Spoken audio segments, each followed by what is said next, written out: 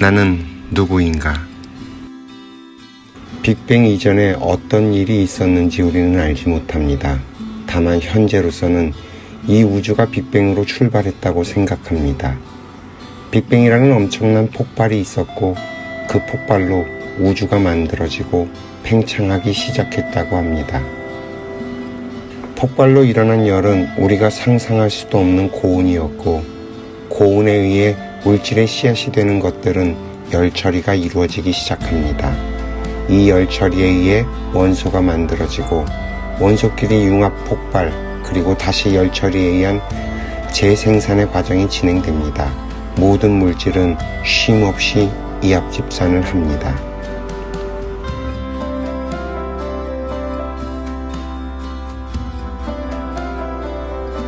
성운이 결합하면서 별들이 만들어집니다.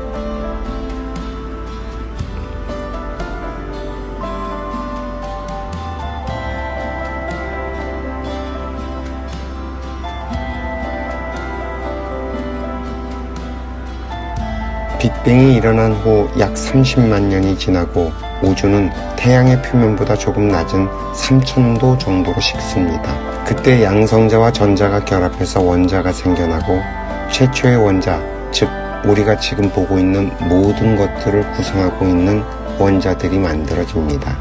재미난 것은 빅뱅이 일어나고 사방으로 흩어지지 않고 한 방향으로 퍼져나간다는 것입니다.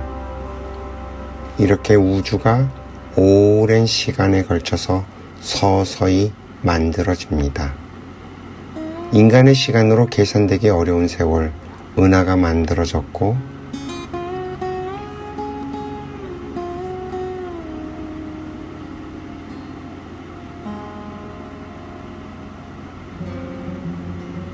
드디어 태양계가 만들어집니다.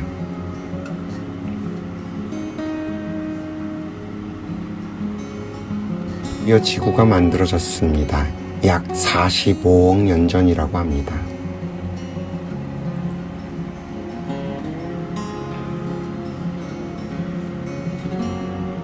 지구에서도 수많은 변화가 있었죠.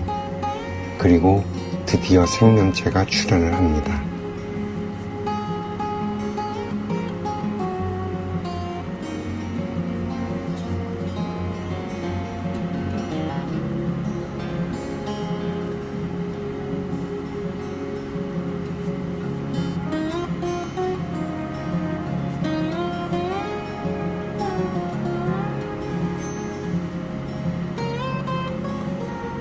드디어 인류가 출현을 합니다.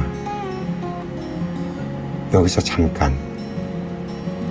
인간이 출현을 했다면 인간의 영혼은 그동안 어디서 무엇을 했을까요? 태초에 빅뱅이 일어날 때 우리의 영혼도 산산조각이 나서 우주가 만들어지고 지구가 탄생하고 지구의 생명체가 출현하는 동안 우리의 영혼이 다시 모이고 있었던 것은 아닐까요?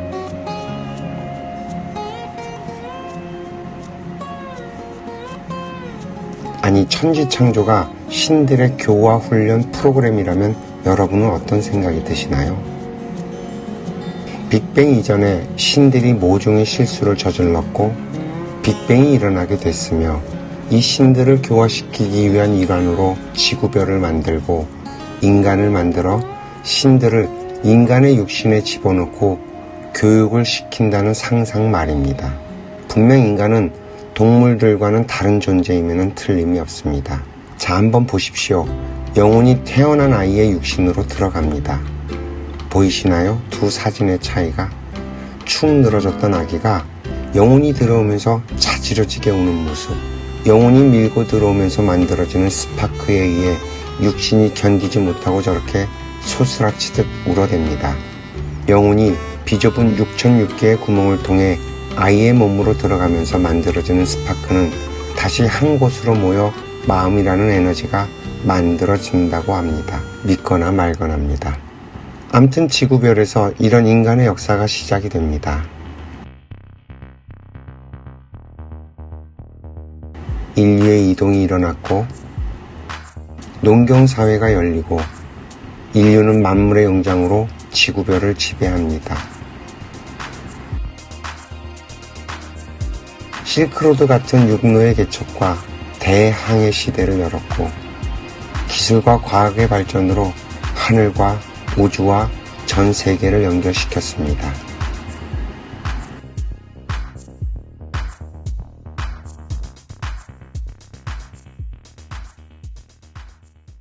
그리고 찾아온 20세기 1차 세계대전과 2차 세계대전이 일어났습니다.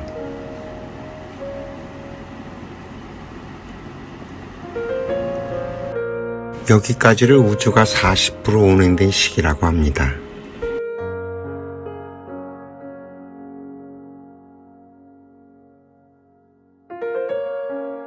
그리고 찾아온 냉전의 시대.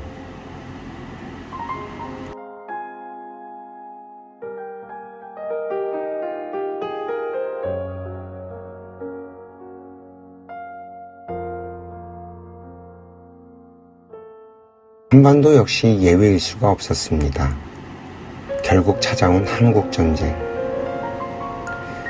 세계대전의 여파로 일어난 한국전쟁은 냉전 시대의 서막이자 인류전쟁의 마지막 종착역 같았습니다.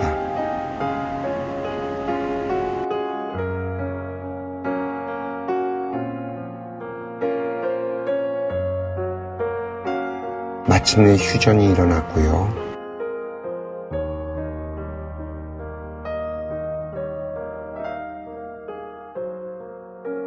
여기서 잠깐 그동안 우리가 알아왔던 모든 것들을 내려놓고 다시 한번 생각을 해봅시다.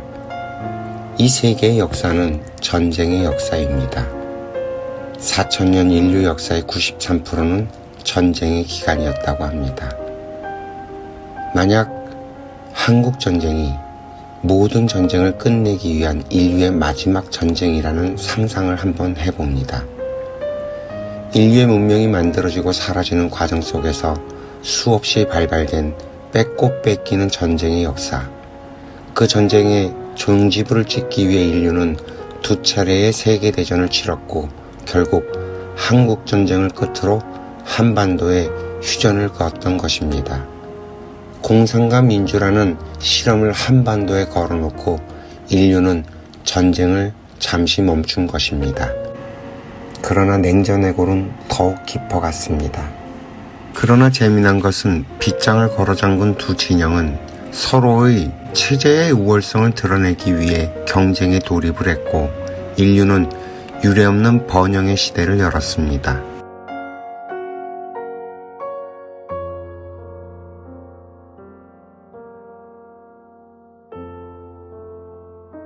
(1985년) 고르바초프의 등장과 체르노빌 원전 사고로 이어지는 소비에트 공화국의 몰락은 사회주의의 몰락을 부추겼고 냉전 시대의 종말을 알렸습니다.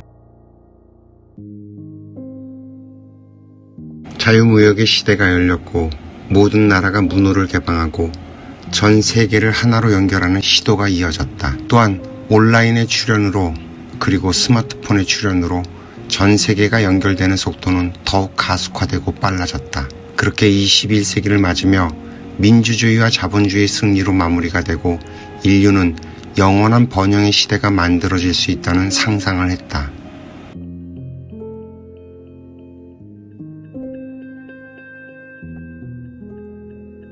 그러나 다시 시작된 신냉전의 시대. 우크라이나 사태가 보여준 전쟁의 가능성과 그 여파가 전해주는 지구 차원의 몸살.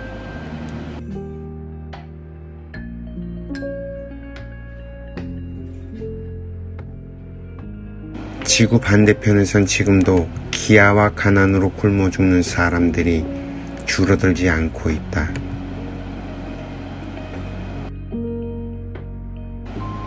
그리고 코로나는 우리에게 전 지구가 하나로 작동하고 있다는 사실을 알려주었다.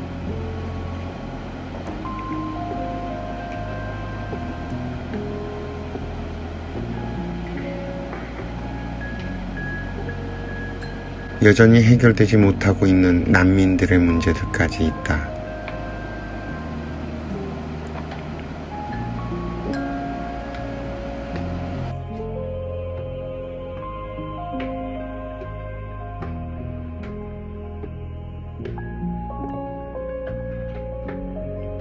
나와 내 가족, 내 나라만을 생각하는 좁은 마인드로는 21세기를 살아내기가 어렵다.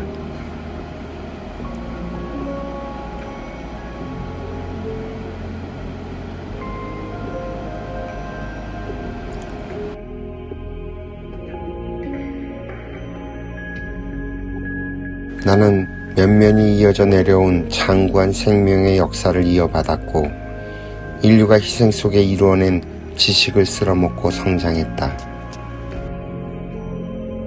우주의 한 점에서 출발한 우리는 다시 하나로 돌아가야 할 우리는 우주와 내가 둘이 아니고 하나이며 전 인류와 내가 한 형제라는 사실을 알아야 한다. 그대와 나의 이름은 홍익인간이다.